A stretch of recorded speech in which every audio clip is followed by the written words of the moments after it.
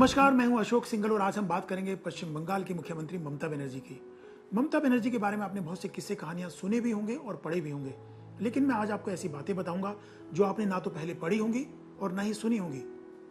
ममता बनर्जी का बचपन काफी संघर्षपूर्ण रहा। पिता की मृत्यु के बाद परिवार को काफी दिक्कतों का सामना करना पड़ा। ममता बनर्जी को एक सरकारी बूथ पर जाकर सुबह सुबह दूध बेचना पड़ता था। उसके बाद उन्होंने एक प्राइमरी स्कूल में टीचर के तौर पर भी काम किया। ममता बनर्जी के 6 भाई हैं और काली घाट में उनका एक छोटा सा मकान है जिसमें पूरा परिवार रहता आया है। शादियों के बाद तो भाई सब इधर उधर चले गए, लेकिन ममता बनर्जी आज भी इसी मकान में रहती है। 2 कमरों का ये एक छोटा सा मकान है। मुख्यमंत्री के तौर पर ममता बनर्जी ने सरकारी मकान नहीं लिया, बल्कि इसी पुश्तैनी मकान में ममता बनर्जी रहती है।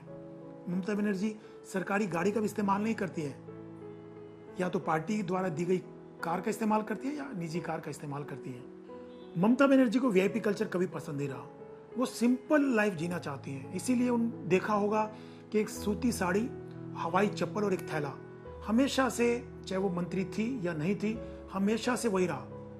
और दिल्ली में जब रेल मंत्री भी थी तो उन्होंने बहुत बड़ी कोठी नहीं ली, बल्कि एक छोटे से फ्लैट में ही, जब वो एमपी के तौर पर रहती थी, उसी मकान में वो रेल मंत्री रहते हुए भी रही हमेशा से। और उस थैले में, जो वो थैला रहता है उनके पास, उसमें फर्स्ट एड का सामान रहता है, उनके खाने के लिए जरूरी दवाइयाँ वो लेकर हमेशा से चलती हैं। दिल्ली में भी सरकारी गाड़ी का कभी इस्तेमाल नहीं किया उन्होंने।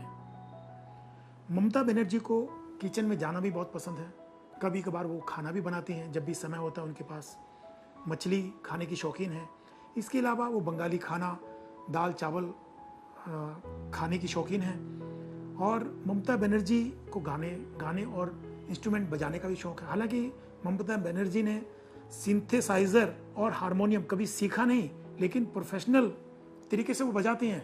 रविंद्रनाथ टैगोर के गीत गुनगुनाती हैं, लता मंगेशकर के गाने भी कभी कभी गा लेती हैं। ममता बनर्जी को खेलों का बहुत शौक है। हालांकि सभी खेलों में उनकी रुचि है, लेकिन खास तौर से वो बैडमिंटन की खिलाड़ी रही हैं। बचपन से ही वो बैडमिंटन खेलती रही हैं और अभी भी जब भी उनको समय मिलता है, चाहे वो रेल मंत्री थी या मुख्यमंत्री के तौर पर, वो बैडमिंटन खेलती हैं। एक्सरसाइज करने की काफ़ी शौकीन है। वो घर में ट्रेडमिल पर कई किलोमीटर चलती हैं, योगा भी करती हैं और पैदल चलना पसंद करती हैं। जब भी उनको समय मिलता है, उनके पास समय होता है, वो पैदल चलने निकल पड़ती हैं।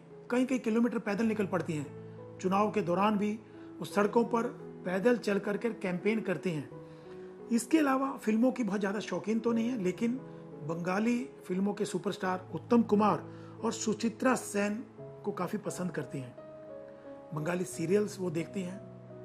हिंदी फिल्मों में बहुत ज़्यादा रुचि नहीं है, क्योंकि समय उनके पास ज़्यादा नहीं होता, लेकिन किताबें लिखने की काफ़ी शौकीन है। 100 के करीब किताबें उनकी आ चुकी हैं। कविताएं लिखती हैं और अपने जो राजनीतिक और व्यक्तिगत अनुभव होते हैं उनको वो लिखना पसंद करती है। समय समय पर जब भी समय होता है वो लिखती हैं और फिर किताबों के तौर पर उनको सामने लाती हैं।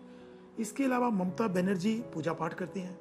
सुबह भी जब तैयार होकर के वो आती हैं तो पूजा करती है। काली माँ की पूजा अक्सर करती हैं और साल में काली माँ की पूजा के तौर पर जब वो प्रसाद लगता है, भोग लगता है, तो खुद ही उस प्रसाद को, भोग को खुद ही बनाती हैं घर के अंदर।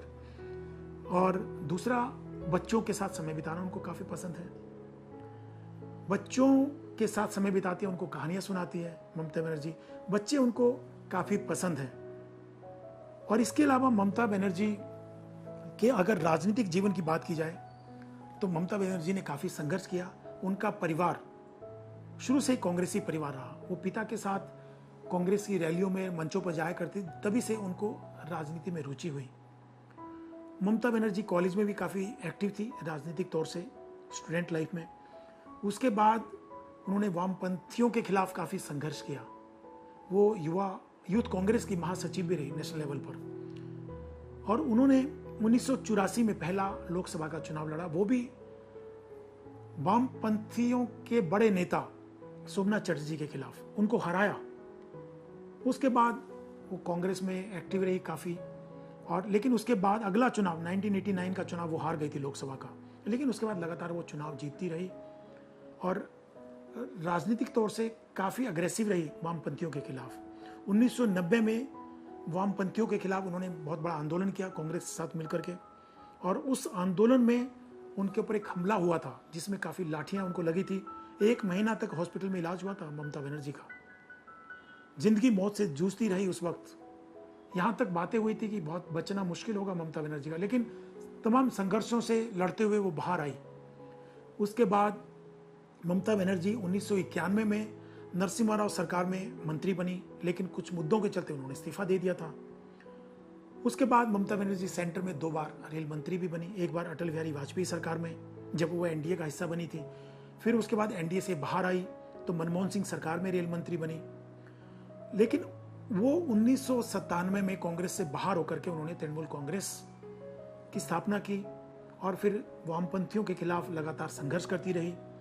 फिर 2011 में उन्होंने 34 साल पुराने वामपंथियों के शासन को उखाड़ फेंका और पहली बार 2011 में मुख्यमंत्री बनी और अब तीसरी बार मुख्यमंत्री हैं।